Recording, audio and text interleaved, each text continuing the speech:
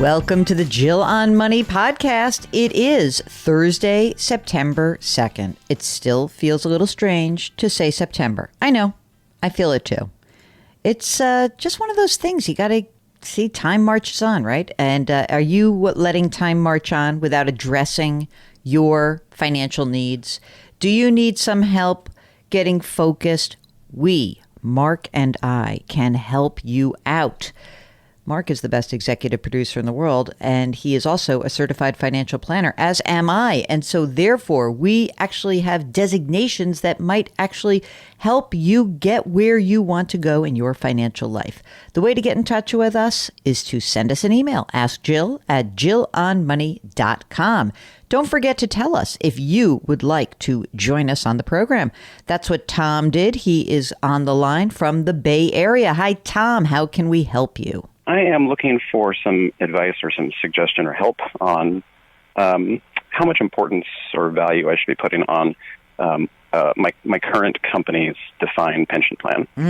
So I have been at my current employer about 5 years, and occasionally job offers will show up, and as I evaluate them or look at them, they usually always have more salary, but there's very few jobs still offering a pension. Yeah.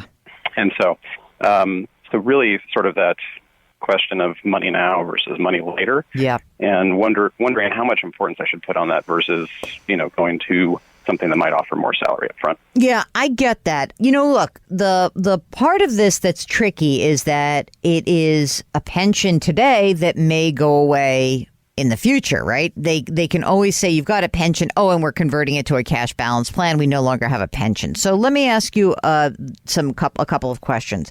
For right now, how much are you earning in the current job? So currently between salary and bonus, I'm just under $200,000. All right, I'm going to call it 200. Tell me about the pension. Do they contribute to this pension plan, or do you, or is it some combination? It's just them. Just them. Do you know how much they put away? Well, it's based around this really crazy formula of average salary times years of service or how long I've been there. Mm-hmm. So I know that if I were to leave now, I get just about $900 a month at 65. Okay. And I'm only 40, so 5 years of service gets you that. That's pretty good. And then if I'm there for another, say, 10 years, that goes to closer to $3,000 a month. Wow. And this is a big company that I may have heard of, potentially? Sure. Okay. Yeah, sure. So not going broke, they're funding it.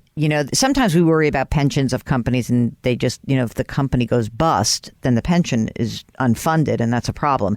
So if you were going to get a new job, let's talk about what the jump in salary might mean. So if you were at 200-ish now, what would it go to in order to compensate for the loss of the pension? What's the higher salary? Well, one that I recently just sort of evaluated had the between salary and bonus going closer to 230. A lot of them are in that sort of ballpark. So okay, I'm going to make it easy for you. You ready? Sure. Do you hate your job or do you like your job?